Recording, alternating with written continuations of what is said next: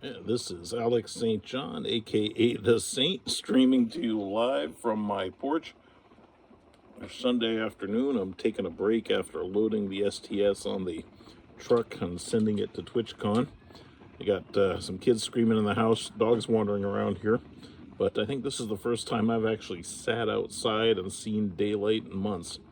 And first the car I've had in months. So, here I got my wife served me some summer squash soup here, and there's my Diablo Inferno fireplace.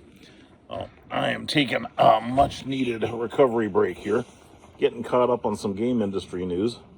Kind of interesting what's going on out there with the FTC and Microsoft. So apparently the FTC made some ruling that the Xbox is a degraded product because Microsoft's jacking up the price on their Game Pass subscription after the FTC ruling. So, I like ragging on Microsoft. They're a lot of fun. There's a lot of things that Microsoft should be given the shite about. Don't get me wrong. So I hate coming down on Team Microsoft on these occasions, but I gotta say, gaming is a waste of time. It's not productivity software. The economy is not driven by people wasting their time playing games or kids getting dumber playing games instead of going outside and doing something with their lives. So I love games. I love playing them. I got 7 kids. I introduce and let my kids play games, but it doesn't kill me if games get overpriced and kids have to find something else to do with their time than sitting in front of a computer all day and learning to use anti-productivity software. So games and media are there to waste your time and suck up money. They're not there to make the economy more productive. They don't create anything of value other than time-wasting software. And don't get me wrong, there are a lot of jobs involved in that, which is cool. But, is it the worst thing ever to have games be higher priced so that people who can't afford them actually, say, learn more, read more books, go outside more? This doesn't kill me. So it's not like games are food or shelter or transportation or things people need to live that you really got to be careful about monopolies getting control over. Time-wasting software really shouldn't be one of them that anybody gives a damn about. Don't get me wrong. Yeah, of course, as a gamer, I like my games to be cheap, and they're free on the internet, right? But the games we love, the really high production ones, cost a ton of money to make. If they can't find a business model that makes money on games, you stop getting good games. Just can't get them. So, the console business and the giant premium games, you know how much it costs to make an MMO these days? I think the Magic Wizards of the Coast friend I had who was producing their Wizards of the Coast games was telling me their budgets for modern MMOs are 130, 140 million bucks. If you just give those away as part of a subscription, you can't make any money, and the studios, the game companies who hire all those people and make those amazing games, they can't make any money. So they got to tell Microsoft, we're not going to give you day and date games if you're going to put them in a frickin' subscription service. We refuse. So Microsoft discovered the hard way that you can't make a subscription model that lets you as the platform owner mop up a piece of absolutely everybody's gaming revenue and business with one cheap subscription and expect the people who are trying to make big investments in games to participate. It's unreasonable. It doesn't work. How do I know this? Because I founded Wild Tangent back in 1998.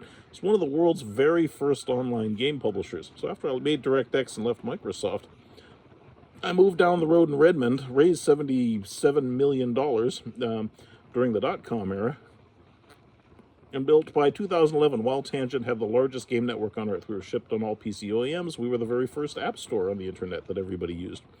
So it was an immensely successful business. And one of the strange things is we had a very hard time getting that business profitable. And it wasn't until we invented wild coins or microcurrency businesses, which back then we used to call Korean model games, because it was really the Korean game companies who, invented or pioneered the business of making games free and selling microcurrency in them instead of just charging for the game. And that in Korea turned out to be a blockbuster successful business model, because it let people play all the games all the time and pay money for the game in direct proportion to their disposable income, right? You can think of games that are pay-as-you-go as progressive charge games, where, you know, if you're an Arab princeling who had billions who loves to play Farmville, you can spend thousands of dollars a day on it, and the game industry call those guys whales. And if you're a kid who can only get 10, 20 bucks off of mom and play Roblox with it, well, that's a good game experience too. So Microsoft, the business model change I see right off the bat is they discovered that the Xbox Game Pass model, which they were hoping, Real Networks tried this in the early 2000s with their Game Pass subscription model. It failed. Real Arcade is gone. They used to be one of the largest game publishers until Wild Tangent surpassed them, because our WildCoins model was more successful than their we'll charge one subscription for all your casual games. The casual game publishers liked our model better, and consumers liked our model better. So it's funny watching Apple and Microsoft in the year 2024 still slowly and ponderously learning lessons we learned at Wild Tangent a decade or so ago. So the issue is that these game companies are telling Microsoft, we're not going to give you our hit titles that we spent 140 million bucks developing, or whatever the budget is on it, to give away cheap in your subscription model for a tiny slice of your subscription. And the game production value aren't proportionate to the time people spend playing them. They, you know, some games have much bigger art and physics and software investments than, you know, the fun indie games that are light and retro looking. Just, you know, the same time playing the game is not the same value. So these subscription models don't capture that. And you see Microsoft going, oh crap, our subscription strategy is failing. It's not working. We're not getting the games in that we wanted.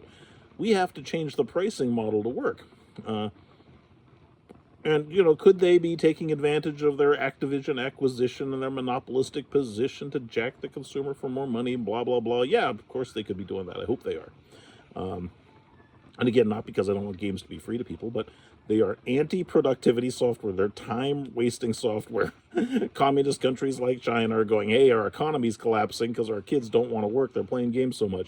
We've got to limit the amount of time our kids spend playing games so they don't get stupid like the American kids do. And so the funny thing about that to me is, one, boy, do we have first world problems when the government's biggest antitrust concern is how kids waste their time and burn their parents' cash on basically, you know, the other thing I've said is waste their parents' cash on babysitting software. One of the stats you never hear in the game industry, stated clearly and unambiguously, is that 50% of all the money spent on games is spent by parents. Kids under 17, half the gaming audience, they don't have jobs, they don't have credit cards, they don't have a way of paying for anything. So when you see stats about all the young people who play games, which is half of them, their money is coming from their parents buying them. And the parents aren't buying games for their kids to make them smart, to make them stupider on purpose, or to waste their time. Most parents want the best for their kids. They want them to be educated, want them to be happy. But it's inexpensive. Games for parents are inexpensive childcare. They're inexpensive daycare. And so what parents are paying for is, instead of sending their kid to a babysitter or to a daycare service or to an after-school program, which would probably be healthier for the kids if they had the money to do that at thousands of dollars a month, they're spending hundreds of dollars a month on a game subscription, 20 bucks a month on Xbox Pass. So I'm out here enjoying a cigar because my 3 screaming kids are in the house playing Slap City on a cheap console right now. And it is the best 10 bucks on kids' entertainment and daycare I've ever spent. It's working fantastic. And yeah, I wish it were cheaper as a parent, but compared to sending them to, say, Boys and Girls Club programs after school, which again are a great program, and we send our kids to them, they're expensive. Got a lot of kids. So gaming is daycare for parents. That's what parents are buying. They are buying daycare for their kids. They're buying a little peace and quiet so they can have some time to themselves. They can relax. They could have a hobby, or they could even work more. So I think I object first off to the premise that the government and the FTC is protecting consumers from getting stupider and wasting their time more efficiently. That's a really silly premise, and something that only an incredibly rich country would ever do to its population. It's a really silly idea. Now, should games be cheaper and freer? Of course, I'm making technology that make games cheaper and freer and more accessible for people to play at high quality. And I'm trying to make business models that are more profitable for the game developers. The real problem with the modern game industry's economics is the middle publishers, the publishers or the middlemen in between. Because if you think about the game business, one of the fascinating things that has happened over the years, and it kind of always existed in the retail business, was that you had the store. Oh, there's our dog wanting to get in. You're fine. Sit down. The dog it wants to go join the kids playing Slap City. What happened in the retail business is, you remember, if you sold a box game in Walmart, for example, they took about 30% of the cut. And that's why Apple just said, hey, the Apple App Store, that's our Walmart shelf space, and we get 30% now that Walmart used to get. And then the game company really has to do, especially in the Apple App Store, they get the 30%, but they really have to, on top of that, spend their own marketing budget to tell people that of the thousands of games in the Apple App Store, their games are the good ones that people want to play, because you really can't discover anything in the App Store anymore. It's buried in content, right? And you can't discover anything on Steam or in the Xbox subscription because it's flooded with content. There's a lot of games out there, a lot of people trying to make money in the game business. And so those game companies have to take the 70% that's left over for their revenue, and after the money they've spent making the game, and most games aren't profitable, to market it, promote the game. And then they have to make their living on what's left after that. And the game business is flooded with content and is a very competitive business. So what the publishers, what Apple and Microsoft and Google have done a good job of doing is taking what used to be the retail cut, the Walmart or the GameStop cut, and pocketing it digitally. One way that I've thought about is that you could liberate the game economy so that 30% that consumers spend on games is much more efficient, is to make the business model more easy for game developers, the people who make the games, to publish the game directly and safely to the end users and keep that other 30%. Yeah, they still have to spend money on marketing, but wouldn't it be nice if they didn't have to pay the Xbox or the Google or the Apple App Store tax?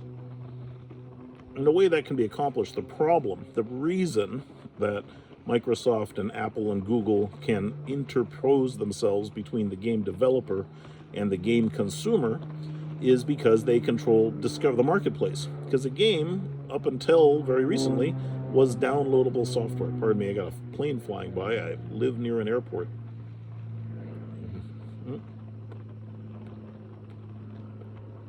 Oh, my cigar's going out. Hold on. I'm talking too much.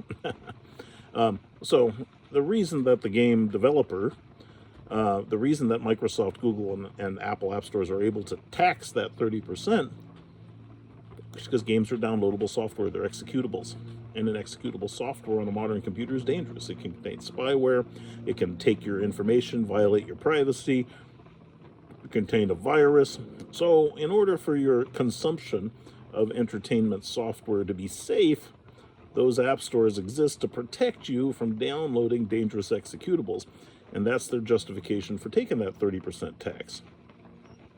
Now, if you get to the media companies like audio and video isn't dangerous to consume, can't hurt your computer. Disney and Fox and all the TV channels that used to only be discoverable on Apple iTunes, they can create their own game publishing networks.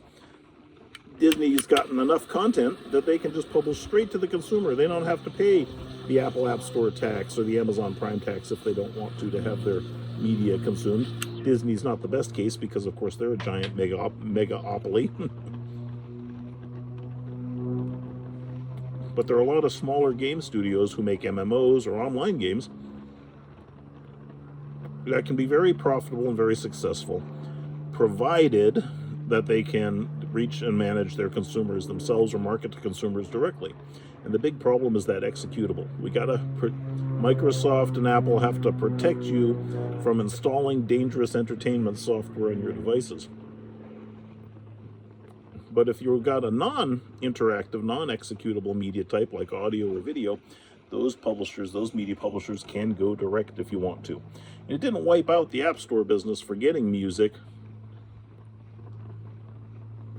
for consuming music, or for consuming video. I think one of the interesting phenomena we see out there, I get when I play my my Norman Greenbaum theme at the beginning of the show, which I don't have out here on my iPad, which I'm streaming from right now.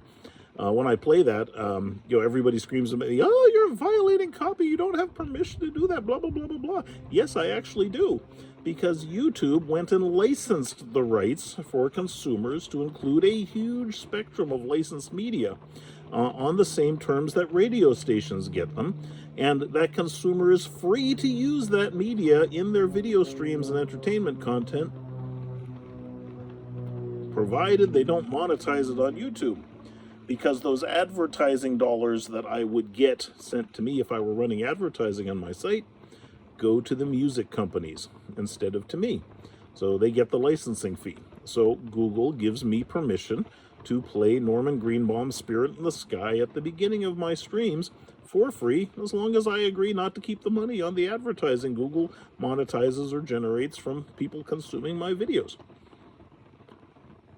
And that's an interesting idea, because I can still go to the Apple App Store and buy my favorite song, Norman Greenbaum. I have done that. I've own a copy of a valid license to it. But I can also listen to it free on YouTube anytime I want. I can watch the videos free, because they're all licensed under RIAA terms for me to free consume them. And that model for gaming hasn't really matured extensively. So yes, I can play crappy, low production value web games in the browser, but we all know the good games are high production value and require an executable. As a consequence, I have to install that dangerous software. And Microsoft and Google and Apple really need to protect me from that and keep that 30%. So one of the things I'm doing at Playcast is enabling those games to be streamed as video by people's home computers. And you remember GameStop? There was a big court file, massive legal thing, because GameStop started making a lot of its revenue and became its dominant source of revenue from reselling video games. I could buy a $70 Xbox game, play it until I was bored with it, and then sell it back to GameStop, who could then sell it to somebody else without giving a dime to Microsoft or giving a dime to a Sony. And those guys hated that, so they tried to sue GameStop to prevent it. And the Supreme Court said consumers have the right. They own their games. They have the right to resell them. They have the right to rent them. So that was a giant legal thing that unfolded in the United States. Of course, game companies in response to that said, well, we don't want that going on. We're going to increasingly tie our games to online services, to microcurrency, the Korean model, microcurrency business models, or to user accounts, so that even single player games, we're going to make you register online like an MMO, because we really want to prevent that sharing. The court said that consumers, well, they own their game, they can share it. They can do that. So I'm not a lawyer. I hate playing lawyer. And I would tell people always, follow the EULA terms of your content, whatever those are, whether they would technically stand up in court or not. So just understand that EULA terms are a contract that you agree to with a game developer. That, it's a civil agreement, but it's not the same as it's not the same agreement. That's not the law. It's not a federal law that you're not allowed to share your games in certain ways or sell them. So there's, a whole legal dynamic around it. And that's one of the things that was so fascinating about the advent of Twitch. Twitch came along and said, we're going to use your copyrighted game content to produce a vast amount of video content. And as long as there's some streamer's face and they're talking while playing the game, that's original content, it's copyright, it's valid use of the content. And at first the game publishers were like, what? We should get paid for that. We want money. But then they realized that they were saving so many marketing dollars that they would have had to spend anyway to get people to play their games, because Twitch users were out there promoting the game, that game companies said, oh, wait a minute, we're being foolish. Instead of doing that, let's pay Twitch to advertise our games to the game players. Let's encourage streamers to play our games in front of the audience. Because that money we were going to spend on marketing, we can now spend on making a better game again. So my belief is that the game industry is evolving rapidly, and Microsoft's and all these changes in the market, they're a good thing, they're a healthy thing. And I think one of the things that I hope to pioneer, and I think that are good for the market, will be enabling consumers to share the games they own more freely. And because if they share them as streaming video, it's not dangerous for people to play. If I can play a game on Twitch by just clicking a video stream, then I don't have to install anything. And if I don't have to install anything, then game developers increasingly can self-publish and self-market and keep 100% of the revenue.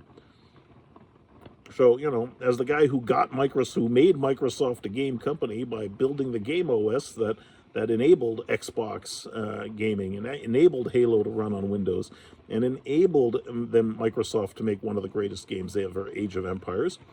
And that's the success, wild profitable success of those games for the first time in Microsoft history made them a game company, made them think, hey, we could actually make our own console and succeed at this. And I wouldn't stop that innovation for anything. So my belief is that the FTC meddling with Microsoft's monopoly practices is absurd. I don't care. And consumers shouldn't care and should say, hey, government, people need food and shelter and, lower energy costs a lot more than they need to have their children's time wasted at a higher price point.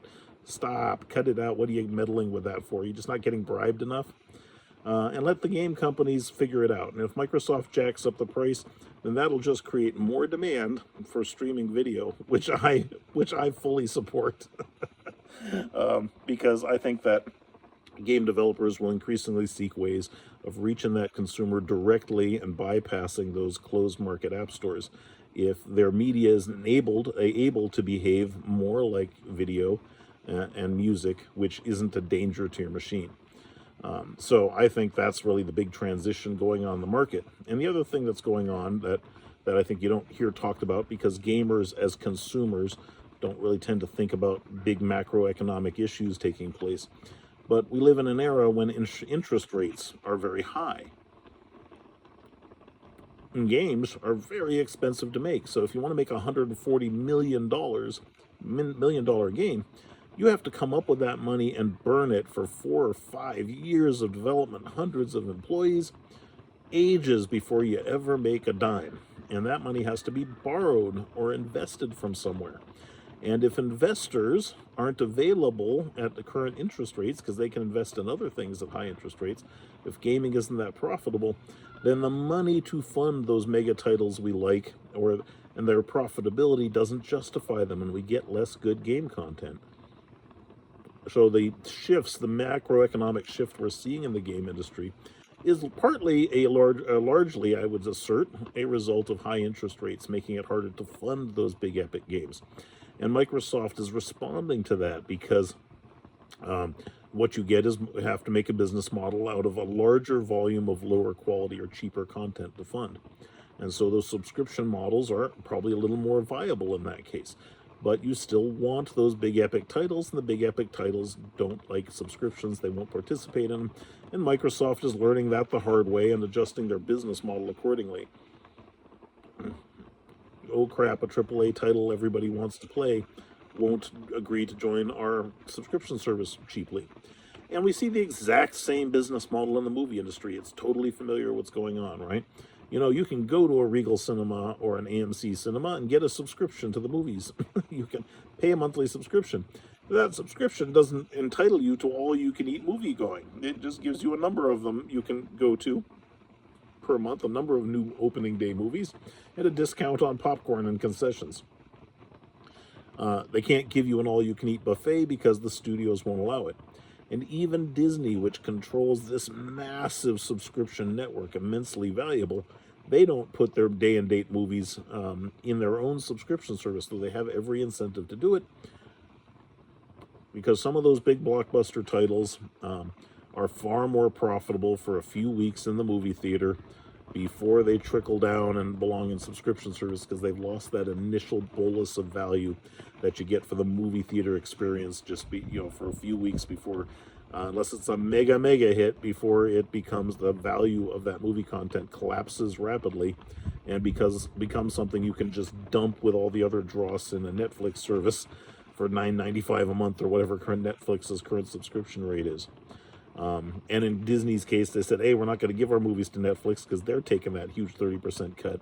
We're just going to run our own channel. And then that's why you can see day and date earlier in the Disney network, is because they can keep that 30%. And I like getting my movies at home sooner than later. So that doesn't bother me either. So the entire shift going on in the game market is partly due to being in a high interest rate era, which has changed the economics. Microsoft's monopoly position, and I wouldn't deny that they are acting very strategically and efficiently to corner the game market. And the thing I love about the game business and the game technology business is it's fun to disrupt. It's always evolving, it's always changing. And Microsoft, if they get a monopoly and jack the price up, well, technology just keeps moving, and people find, and game developers find, new ways of creating new types of games, new types of fun, and new distribution models that circumvent those old dying game models, right? People forget that there were game business models we used to love to play, and they're still around. But as the industry grew from hundreds of millions of dollars to being bigger than the movie industry and worth billions, so did the huge range of distribution channels and business models. And what we're seeing is enormous pressure to create new types of business models that support different economics for gaming. And I'm happy, as always, 30 years after making DirectX, to be participating and doing something, trying to do something disruptive again. And I hope all of you guys support it and give it a try and see if you like it. Because I loved the world where I was able to work with lots of innovative game developers and find ways to help them get online successfully and build new business models. I don't think I've ever told the story to Goran. I might tell in another segment. But Gabe Newell, when he left Microsoft, and I introduced him to John Carmack, and he got the Quake license from Carmack after an introduction I made for him. And he made Half-Life, this huge blockbuster hit PC game. That was his retirement project after he left Microsoft. He had made a lot of money at Microsoft and had put that cash into Half-Life. And it generated a ton of money. But he published it as a traditional box title through Sierra Games, and then ended up in a huge legal battle with Sierra because he felt, maybe correctly so or not, I don't know the details, but he felt that Sierra kept this massive profits of the game that he was owed his revenue share upside for as part of the deal, and Sierra refused to pay him, and he ended up in, I think it was a $50 to $150 million lawsuit with Sierra over it. And of course, that's really expensive and hard to fight. And he called me up and said, Alex, I need some advice. He goes, I know you started, because I had just founded Wild Tangent, been running it and growing it for a few years online, back in the days when most people were still connected to the internet on modems. And he said, how do I deal with this? I don't have any experience with the game industry. This publisher's screwing me. It's really devastating. What do I do? And I told Gabe, I said, look, you made one of the most popular games in history. If you released Half-Life 2 and you put it in a box on the top of Mount Everest and told people the only way to get it was to climb to the top to buy a copy, I'm not sure you'd lose a single sale. Yeah, I know, a little hyperbole there, but you get the point, that people would go through great extreme. I said, screw Sierra, screw publishing. Publish it online, make it a downloadable game. And funny is, today, that's a perfectly reasonable idea. You're like, oh, of course, you can get games on Steam that way. Ooh, where did that come from? So I said, look, he goes, oh, my games are too big to publish on a modem. And I said, no, that's not true. You just, it's different technology. And I brought him over to Wild Tangent with him and his engineers from Valve, and we showed him Wild Tangent streaming technology. And we took his open source Team Fortress levels and streamed them over a modem in real time. And it blew him away. And I said, see? I go, yeah, today half the people are on modems. Tomorrow they'll all have broadband. This will work. So if you make your next game, and I said, John Carmack, when I was working with him on Doom, he told me that when they published Doom 1, the first version, it was Wolfenstein, Wolfenstein, a shareware game, they just put it on a floppy for free with no DRM, one of the greatest business model innovations ever, shareware, and just said, it's free, and please, if you like the game, send us $20 to support us. He said they made about 500,000 sales on that. He said then when I think it was GT Software Publishing came to them and said, we want to publish Spear of Destiny, Wolfenstein 2 as a boxed retail title. And it did that deal. He said they also sold about 500,000 copies of Wolfenstein, basically Wolfenstein 2 that way. And it made the same amount of money, the same profit they had giving Doom away on floppy disks. Now, when they gave Doom away on floppy disks, a whole lot more people played it for free. And the consequence of all those people playing it for free is that was all of id's marketing for the tiny percentage that sent them 20 bucks and paid the money. So id made the same money in shareware for the first version of Wolfenstein that they made going through a publisher in with Spear of Destiny, because they kept 100% of the money that a tiny percentage of people gave them, and they had no marketing team. The free shareware did all the marketing for them. And that was one of id's great innovations, other than making some of the first, first-person shooters. You could say possibly the first one. So I said that to Gabe. Gabe went back and he said, okay, I'm going to start publishing my games online. And Steam was born. And as we all know, it's immensely successful, exactly as I told him it would be today. And we're seeing that kind of market transition today again, where we go, everybody has broadband. Everybody has a lot of broadband. It is perfectly conceivable to deliver a game, a full 60 frame a second real-time interactive game experience over broadband as video. And you go, well, there's some latency, blah, blah, blah. Yeah, tomorrow that will end. That'll change quickly because technology keeps marching forward. And if people start playing games that way, it'll end faster.